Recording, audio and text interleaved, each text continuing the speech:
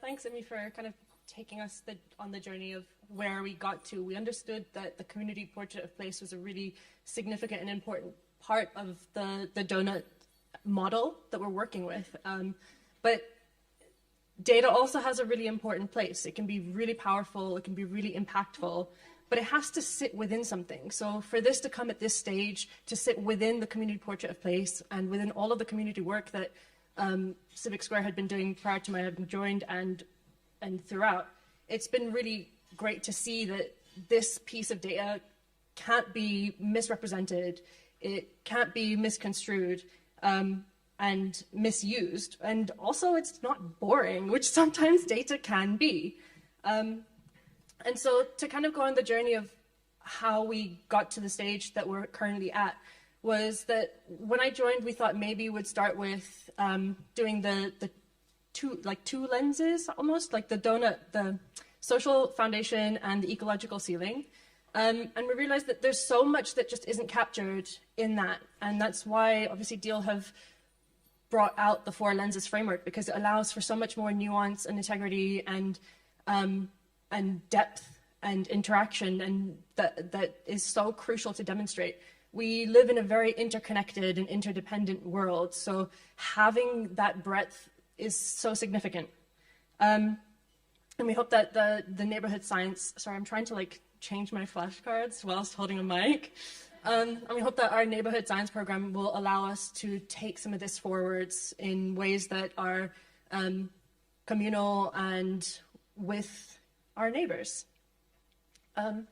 Also, we can change the slide. Sorry, I've not been saying. And we can go to the next one as well. Yeah, it's okay. And also the next one. And so, yeah, I think we can actually go to the next one. So that's our donut that we came up with. And so this has allowed us to see exactly where we are, kind of referencing back how Emmy mentioned that this is a compass. It allows us to see where we're situated with how we're performing with all of our social dimensions, how we're performing against existing metrics, where we need to shift certain metrics, and how we can start steering ourselves into a more regenerative and more distributive reality. And we know that we have much to unpack within this, but as I introduce some of the amazing researchers that we've been able to work with that have also worked on the Leeds donut, I want to make sure that it's really clear that the reason that we've been able to do this with such depth and integrity is also because the researchers at Leeds have done this previously, and this is their second time doing this that has allowed us to take this to the next stage. And this is also to say that the work that has gone with every donut prior to this one has given us so much to work with. So every donut that has been brought forward before this one has played a really significant role in what we hope will become a bigger story than the one that's here in Ladywood.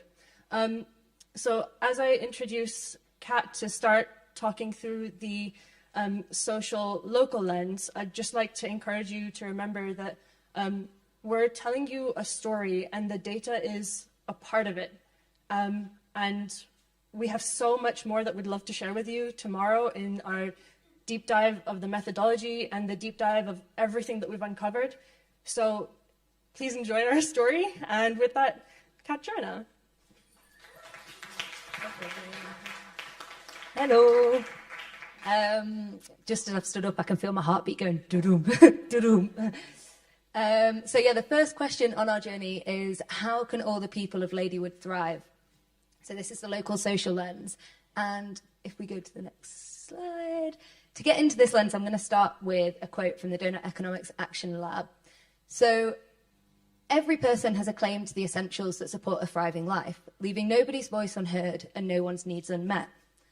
What thriving means will vary from place to place, from generation to generation, but every place must transform to make it possible for all.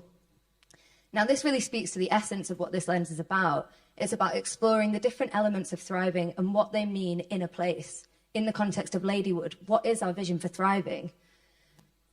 And then it looks at kind of a snapshot of indicative data of how are we currently doing, where are we up to, and how does this measure in relation to that vision for thriving. So we've got a dedicated session on the methodology tomorrow, so I'm just going to touch upon this briefly now. But the local social methodology, which came from the Deals Unrolling the Doughnut tools, followed five overarching steps. And this kind of culminated in the identification of the different social dimensions. And then for each of those dimensions, a vision of what thriving means, or a vision for thriving in Ladywood. And I'll talk a bit about how we've landed our approach to that. And then this is accompanied with a snapshot of city data, of place-based data. City was in Leeds. This is neighbourhood data to look at how Ladywood is doing in relation to those social dimensions. And then finally, for each of these, we created a social just threshold, which enables us to quantify that the extent to which our current performance is or is not matching up to that thriving. So all the red wedges that you can see across the donut, that's enabled by that identification of what is the boundary for a safe and just Ladywood. Thank you. So just before we get on, I'm just going to touch on a couple of the points of kind of deliberation and tension as we move through this. So the first one was identifying the social dimensions for thriving. Now, in the DEAL methodology, the broad kind of different dimensions derive from the Sustainable Development Goals.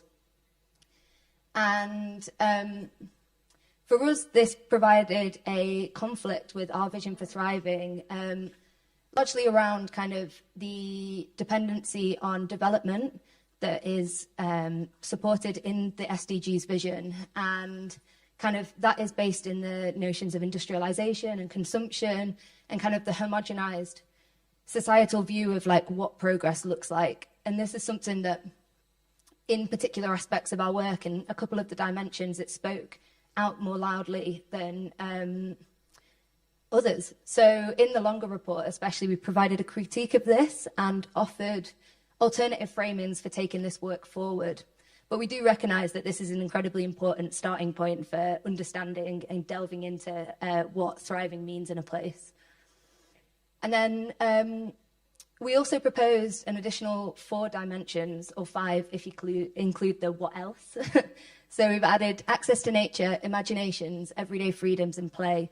And this is really a live question. We want to know what you would suggest that is included in that social foundation.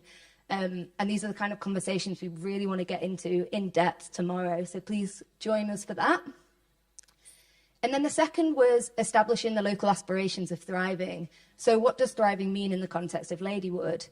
And there's loads of approaches that you could have taken with this. And I think largely as a result of kind of the research time we had available and the resources, we decided to stick with the kind of established methodology of looking at policy approaches and policy targets in a place to set that vision for what is the local aspiration through an institutional lens in a place. And I think we recognise that there's shortcomings with this, especially when looking at thriving in a neighbourhood scale, because who's to say that local aspirations of those within the neighbourhood are represented at that city scale? And this is something that we look to kind of delve deeper into when carrying this work forward to explore in a deeper inquiry. And it's also an important reminder, as Kavita said, that this data portrait can't be seen in isolation and has to be deeply embedded within that community portrait of place and the work that's happening across Ladywood. And finally, the snapshot data at a local scale. So this is a tension that is common across all of the lenses, is the availability of quality data that's up to date, it's useful, it's relevant to the kind of snapshots that we are representative of the local challenges, of the framing of challenges. yeah, so that's just to kind of note that. And we tried to move through this snapshot in as intentional way as possible. So where we felt that the data that was available didn't uphold that intentionality and that integrity with the work, we have left gaps and created a narrative around that in the longer report. And again, this is an open question. How can we create the solutions to this? What innovation do we need that generates the data, that tells the stories that we need to understand and that can be useful to create those integrated solutions for the future? So again, if you've got any suggestions, if you know of any other data sources that we haven't used that you think would be useful, please do get in touch. Next slide, please. Ooh, other way. And again.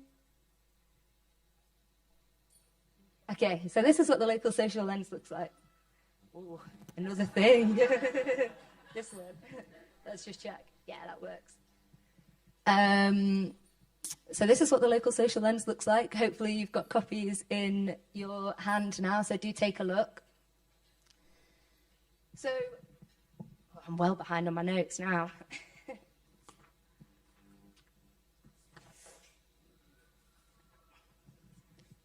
So I'm going to talk you through a dimension today, and that is going to be health. And yeah, just that button, the top one. Thank you. The reason I've chosen health to talk through is because it kind of speaks to, and in many ways speaks for, a lot of the other dimensions that are surfaced in that local social lens, and also that cross over into the local ecological lens that you'll hear from Irena about. So to get into this lens, we have to reflect on what is health, what is good health, and what enables us to access and obtain health. We know that health speaks to our physical, our mental, and our social well-being, and underpins the capacity in which we can engage in the world around us.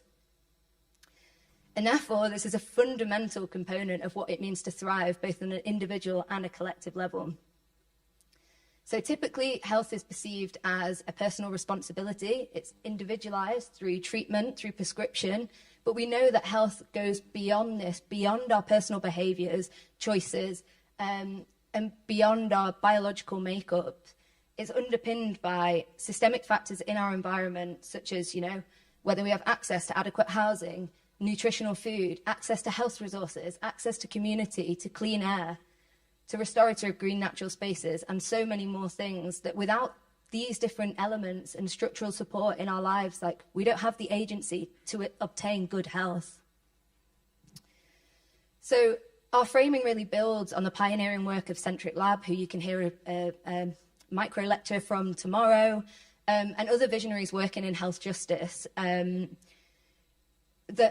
we want to provide a systemic ecological framing of health, that, as in the words of Centric Lab, health is a system, not an individual event or lack of chronic illness.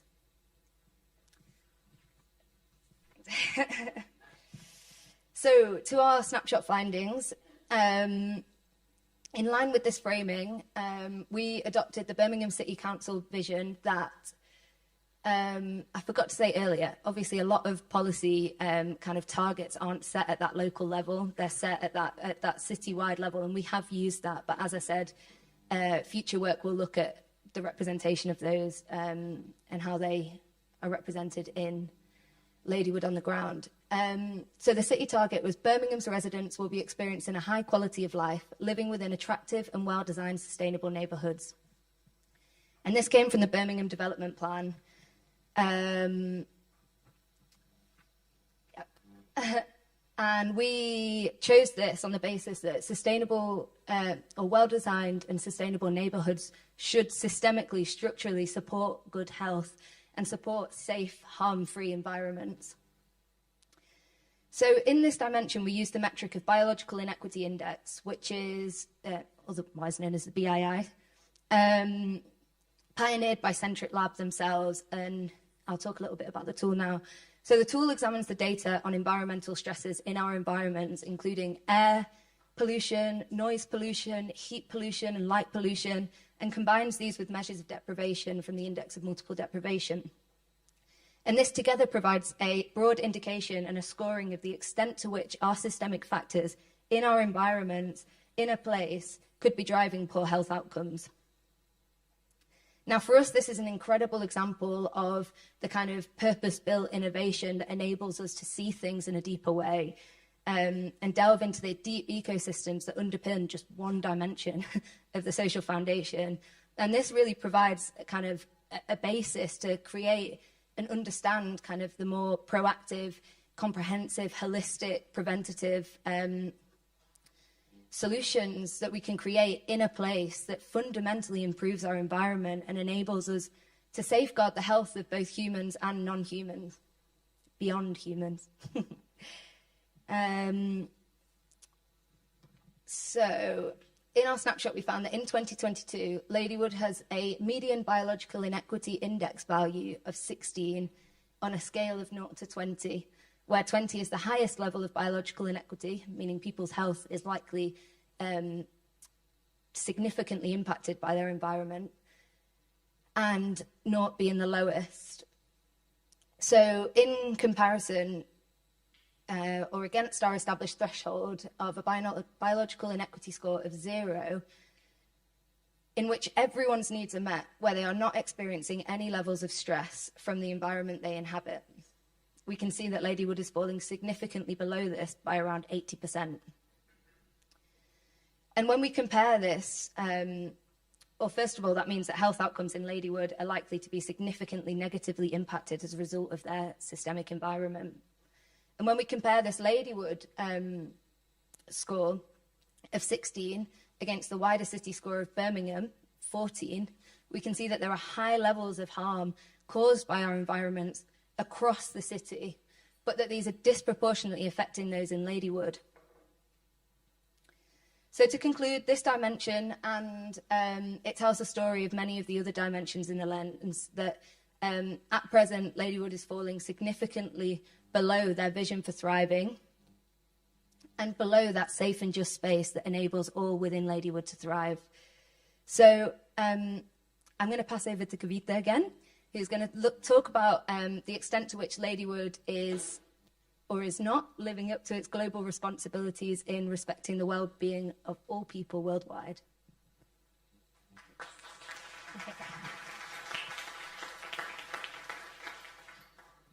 Thank you, Kat. I also forgot to mention, because I got too nervous, sorry, that part of our process included realizing that on the global lenses in particular, we had to shift our scale. So our local scales are at the neighborhood level, that's Ladywood constituency, and our global lenses look to how Birmingham as a city is fitting within this framework. The reason for this was that when we're looking at large data sets, particularly with the global ecological, we're looking at national sets of data that when are averaged out, and we lose so much nuance. And then when we try and bring that average down to a tiny proportion, it really does misrepresent what's actually happening in the place.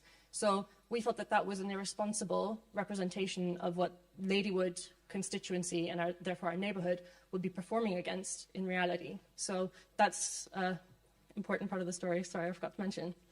So onto our global social framing. So how can Birmingham respect the well-being of all people worldwide was a really big question to ask. There's so many ways that we can think about this.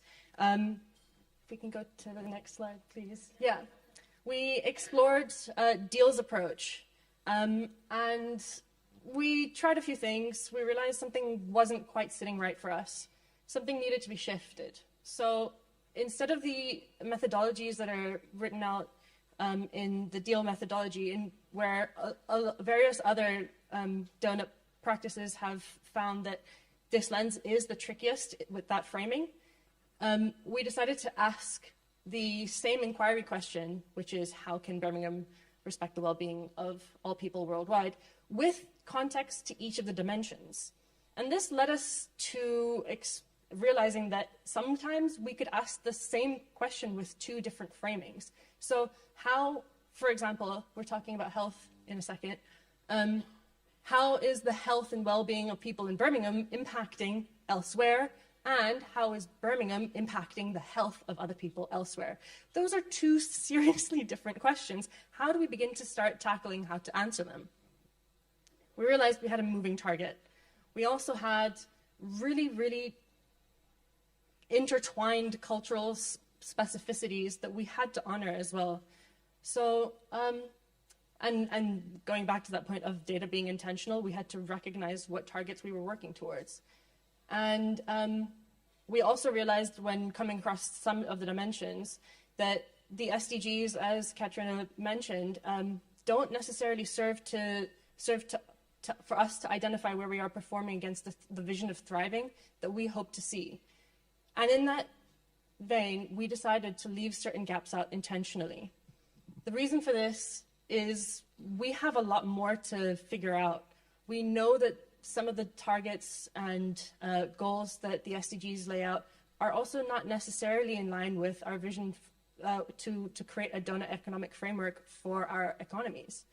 So we realized we're going to ask more questions. We're going to explore this more over the next iterations of our study of this and try and develop better metrics and tools, hopefully in collaboration with many practitioners and many neighbours, so that we have that cultural specificity of what it is that we're trying to achieve here. Next slide, please. So against that, we can see an overview of how our city is performing against our global responsibilities to one another. Not doing too hot. We can go to the next slide, please. Thank you. And if we take a particular look at health, we had the big question, where do we start? This is a really vast and all-encompassing question. And as Catriona mentioned, the Biological Inequities Index provided a really robust framing for how health is an output of a system that incorporates our environments, both built and natural, and how the infrastructure around us enables us to have good or poor health. But there's no such tool for such a global scale. So what do we do instead? What can we do to provide some semblance of an answer of what a snapshot looks like here? We tried an avenue where we looked at how the consumption patterns across Birmingham are influencing poor air quality that's resulting in deaths across the world, and found that there are 395 air pollution related mortalities across the world as a result of consumption patterns here in Birmingham. This was a really significant piece of information that we were able to produce because of the work at Leeds. So shout out Leeds. But we realized that's also, again, it's a tiny piece of what a snapshot could provide. So we said, we know there's more to uncover here, but how? Where are our systems performing? So we looked at a case study where we explored how the UK's hoarding of excess amounts of COVID vaccines resulted in more mortalities as a result of COVID than could have been there were preventable deaths as a result of that excess hoarding. So we know that we have all of these systems at place, but do we abscond our responsibility because Birmingham directly wasn't necessarily involved in that process, or do we have a bigger question to ask, where does our responsibility end? So there was more questions that came from this exercise than there were answers. We realized that there are too many nuances in this exercise, and sometimes in this context is too reductive. So we have way more questions, and we need more tools to allow us to understand this in more comprehensive and nuanced ways, such as tools like Centric Lab have provided with. So if any of you guys are building tools, let us know. We would love to collaborate and figure out how we can take this to the next step. Can we go to the next slide, please? Thank you. With regards to some of the gaps that we identified, we know that the SDGs raise a lot of questions. Whose vision of development and progress are we working towards if we pursue these? If we pursue some of these targets, then we have to work with existing metrics, and some of these really do a disservice to where interdependencies and interconnections lie. What gets reinforced if we use some of these? Now, if you look at SDG number 8, that's in direct relationship with economic growth, where we know that we should be growth agnostic. Things in nature die and get reborn again. So we were wondering, if we start using some of these in particular areas, such as community and networks, culture, equality and diversity, political voice, and peace and justice, what gets reinforced? Are we able to step away from what has been widely criticized as neocolonial, racist, and oversimplified versions of progress? Can we use those tools to dismantle the system that has created those tools? Shout out to Audre Lorde for giving us a framework to think about, you know? We hope, with a lot of integrity, to take some of these questions forward. We have amazing practitioners that we have been connected with, and some of the vision essays that you'll be able to access, and the vision essay micro-lectures and workshops across today and tomorrow are able to take some of these ideas about justice and liberation much further into possibilities that allow us to understand how to work with that with data. So at this time, we have some gaps that we are quite proud of. Can we go to the next step? Next slide, please. Oh, that's back.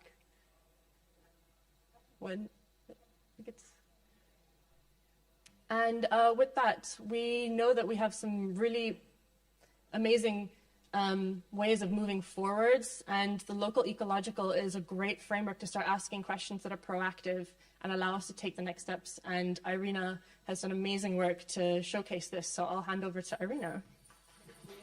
Thank you.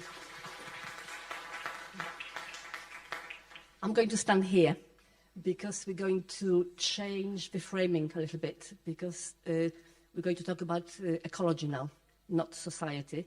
And if I can have the next slide, please. Whoever I'm looking at, thank you.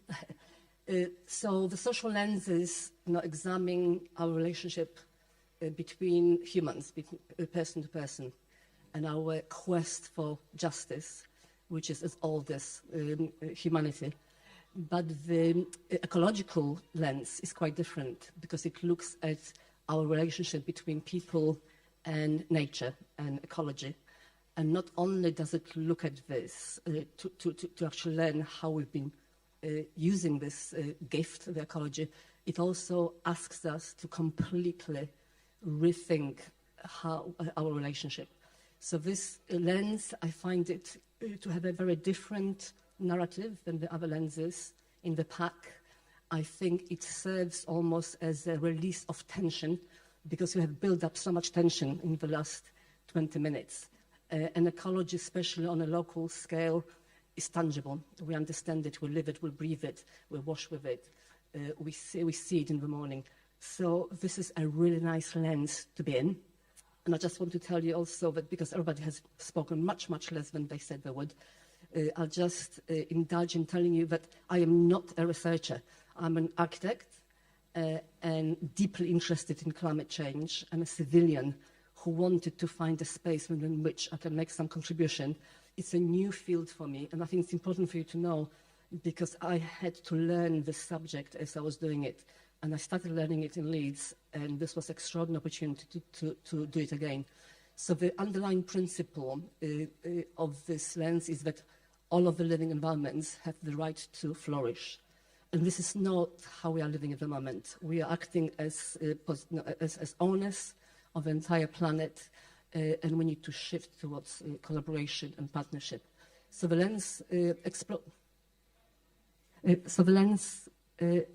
this lens explores the question: how can our neighbourhood be as generous as the wildland next door? Okay, next lens. The process overview, we did have to define the scope, and I think that's quite important, because we departed from the deal methodology a little bit, for the main reason being that we are using a different baseline.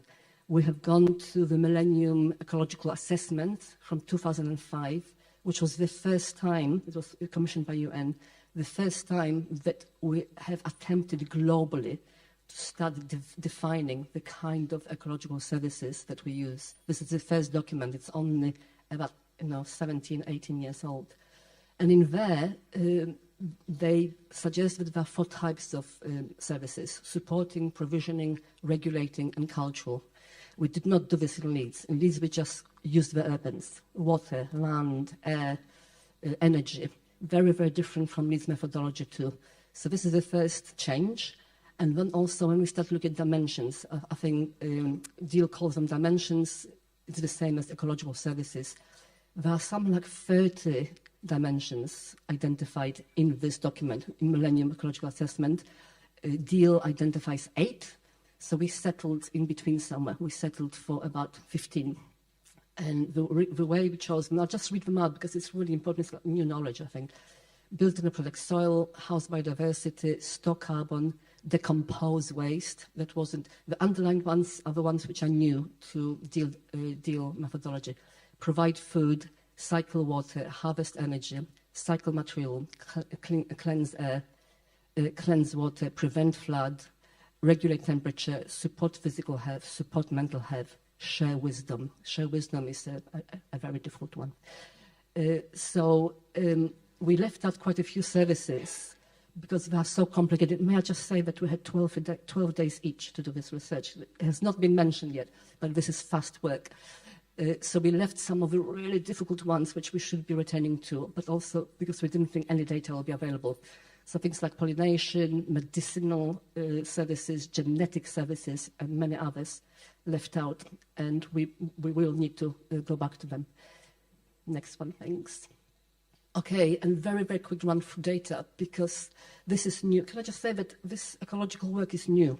It's like having a teenager in the room, because everything is just beginning to develop around it. There's like a rush, legislation-wise, in terms of metrics, in terms of creating platforms where this information can be held.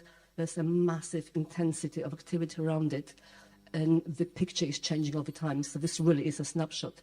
So we looked at a whole range of data and intentionally cast the net very, very wide, because this is about local data.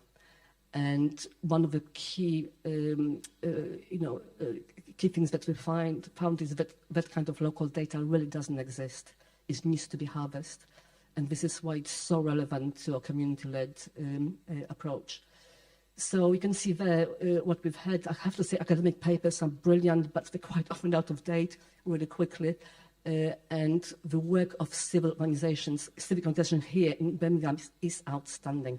If you ever come across the report called Birmingham 2050 Scenario, just written together by volunteers about the future of food in Birmingham, it's outstanding piece of work. It's not very rigorous, but it's amazing. So using sources which not necessarily academics would use. Next one, please. And just a little example of a finding. Tomorrow we'll talk about much more. Chose waste decomposition, because it wasn't in the deal methodology, and also because there is no waste in nature. So we're like, hey, we are really special here because we waste so much. And this is how we structured every dimension. How nature does it was the first question. So we actually understand what nature does that we should aspire to. Target came out of all the different policies. Birmingham has got so many new policies. They are yet in draft, and they are small of new print. It's just, they are so new. And Birmingham does hope to achieve 100% green waste recycled by 2040. 2040 is a standard. 2040, everybody who wrote this will not be around to be accountable. So it's quite a handy time scale, and it's way too far to really imagine.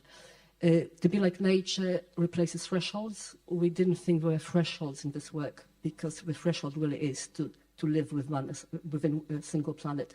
So we replaced it with to be like nature, and we really need to eliminate waste and distribute nutrients and resources. And then snapshot, around 500 tons of municipal waste is collected across the city annually, of which under 30% is recycled. Some is sent to Taisley Energy Park to create energy from waste, and still 30,000 tons are wasted. Of waste is sent to landfill each year. We just got to stop it. So next one. This is how it looks. I'll just pick up a couple of really interesting information pieces. And don't shoot the messenger. The soil in Birmingham is really rubbish. And this is why it's never been an agricultural city. It doesn't have a marketplace. It never had any kind of significant food production. It was a forest, and it still has amazing amount of forest. And this is its identity. And this is what Birmingham City Council are really picking up and doing fantastic work on it. Another little nugget, no target for renewable energy whatsoever, because now the investment was made in the incinerator. You have to go on burning. And the narrative varies. Oh, well, we're creating energy. It's painful, because Leeds also has this. All right, let's go to the, oh, no, let's just go to the next slide, because there's something nice in there. There's a bit of green. Yes, green. So we're doing really well here. Look, we're doing so well. Oh, yes, cleansing water. Birmingham has come 9th on a kind of global index of the best water management services. 2016. There's a bit of a mistake here. That was a few years ago. So that's wonderful. And then the last one is about how the council are beginning to involve communities in creating better nature and better ecology, and some wonderful projects. Okay, next. Okay, so the concerns, the highlights, and a lot of it is about methodology rather than actual findings. I think the findings we have to talk about tomorrow. But the neighbourhood scale data is hardly existent. And there's a huge, huge job in creating this data. And I think this is where communities, individuals can really get stuck in. Quality of data is awful. Everybody already said this, I won't repeat it. The new policy which is emerging created this upheaval of information. It's difficult to know what is current, what isn't. There is lack of systematic collection of data by some very important issues like composting, for example, and heat island effect. And Birmingham is performing poorly on waste recycling, air quality, soil quality, renewables. Emerging green shoots are that there's a huge potential for community action to tackle some of the local ecological issues, and also potential for great partnership across the city and neighbourhood to scale up, because we need to scale up this work. It can't just stay in the neighbourhood. So the next one, last one. The new understanding, local fine-grained data is currently under the radar or missing. Communities are well placed to collect this data, but there are also gaps in skills, tools, platforms, and capacity for community research. So we really need to start doing this kind of research together to increase that capacity. So the next step should really prioritize the kind of projects. No, we don't have infinite capacity or time. We have to get the most beneficial projects of the ground, the ones which are actually benefiting also other lenses. With this approach, communities can make a positive impact on the global ecology, and the final lens, which Kavita will now present. Thanks.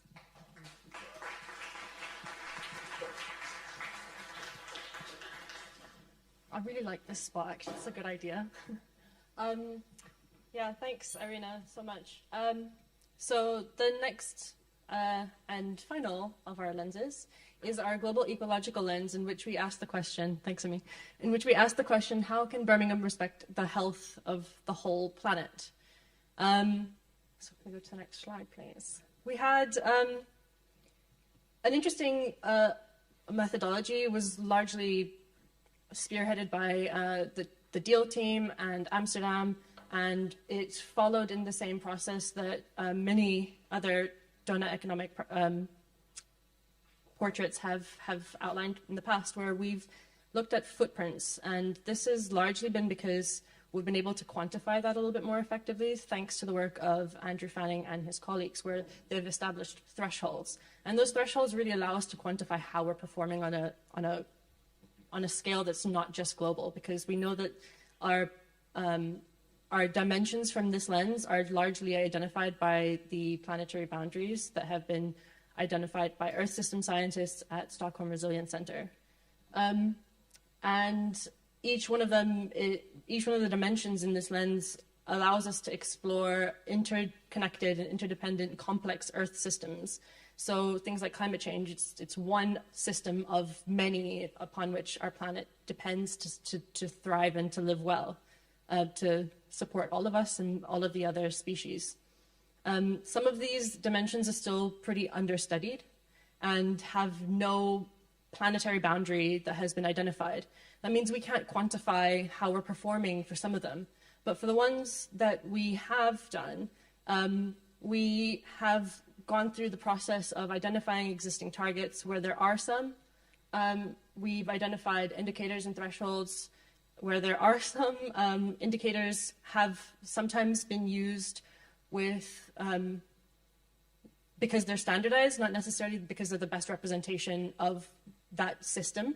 So things like climate change is often represented by carbon dioxide, but doesn't always, and it depends on which data set you're looking at, doesn't always take into account carbon dioxide equivalence, which accounts for various other greenhouse gases that have higher or lower global warming potential than carbon does. So we've had to use certain indicators and thresholds depending on what is available. And so that's also just to put the notion in that some of these snapshots are not absolute numbers, and it can be a little bit scary to look at the global ecological lens, I think, but they are not absolute numbers. They are just what we're able to work with given the tools that we have. And then once we've identified what indicators we have, we look at the available data sets. For things like freshwater withdrawals, we don't have a lot of data that's regularly monitored because it's not quite in the zeitgeist of people's considerations. And like Irena mentioned, the ecological is something that people are really starting to understand more recently than they have in the past. So carbon monitoring has been done very efficiently for a number of years, but things like biodiversity loss, we are so unable to quantify that and even monitor it because each ecosystem is so vastly different to the next that the nuances will often get lost when we start standardizing across them. So a lot of the time when we're talking about biodiversity loss, we have to look at each region specifically, which is why things like the house biodiversity lens dimension in the local ecological is so powerful. And then after we've accessed available data, what we did in this instance was to manipulate the data to understand our per capita contributions. And from that, we were able to tell our exceedance based on the threshold, which has been able to tell us how overshooting we are or how much within the safe and just space we are in that dimension. Can we go to the next, please? So with that in mind, this is where we're at. It's quite a scary image, I think, sometimes. And yeah, it can be overwhelming. I think through the process of having done this exercise, we also realized that like some of these things are massively impacting not just the people that read it and understand it, but also the people that are doing the work within it. So we've also written a well-being note within our long report that you'll be able to read about, because taking care of our people who are doing this work is really important as well. So for things like ocean acidification, which is a really complex system that is driven by climate change, you can see the interconnections there very clearly because they're defined by the same indicators and metrics. But what we don't see from visuals like this is how interconnected ocean acidification is to biodiversity loss, for example. And we are not able to quantify where our biodiversity loss stands on a global level, and so we haven't been able to do it for Birmingham either. All of these systems interplay with one another. Our biodiversity, if we're losing a lot of it, then the quality of soil that we have deteriorates significantly. If the quality of soil that we have deteriorates significantly, then how we use land and how we start changing land also is completely affected by it. And that goes both ways, particularly with the land systems. And that underpins our ability to grow food. And you can start to see that these are so connected. All of these dimensions are completely intertwined and depend upon one another. And that brings me on to my next slide. So from our image of what we've quantified, we're able to see that all of the systems that we are currently able to quantify and see, we are heading for planetary dysregulation if we're not careful. Planetary dysregulation is when all of the multiple complex systems that Earth is bound by start to consecutively and interconnectedly move outside of their ability to so they enter the stage of nonlinear change. What nonlinear change means is that we're unable to, with even the highest and best forms of modeling, to assess what's coming when, to assess how badly things will impact us. And also, and really significantly, our ability to adapt to these things and also to mitigate and regress back into a safe and just space. So when we see the image of all of our planetary boundaries exceeding, it's very distressing and very alarming. And we know from the latest IPCC reports that we are headed for, we've surpassed the ability to not go past 1.5 degrees warming. And what that means now is we've got to really use this, next slide please, this tool as a real compass to identify how we are pulling together where we can, so that the amount of change that we are set to face is limited as much as we can. We are headed for significant difficulties, and we've got to be able to find ways to push forwards. And through things like the community portrait of place, through things like our good news of B16, through things like the local ecological lens in particular, we can see roadmaps.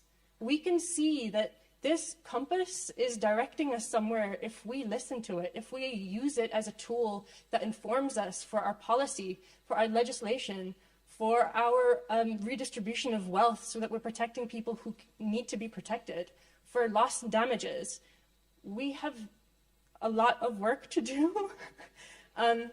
And yeah, this process has been really interesting from my perspective particularly, because I've been kind of stewarding the research and leading on two of the global lenses. So I've been able to see this from both a really intricate level and from slightly further back. And it's allowed me, from a position of where I was really nervous about our future, to sitting with it and also knowing that we have ways out. And that's been really great from a personal process perspective. So yeah, with that, that's our data portrait of place. I'll hand back to Irene.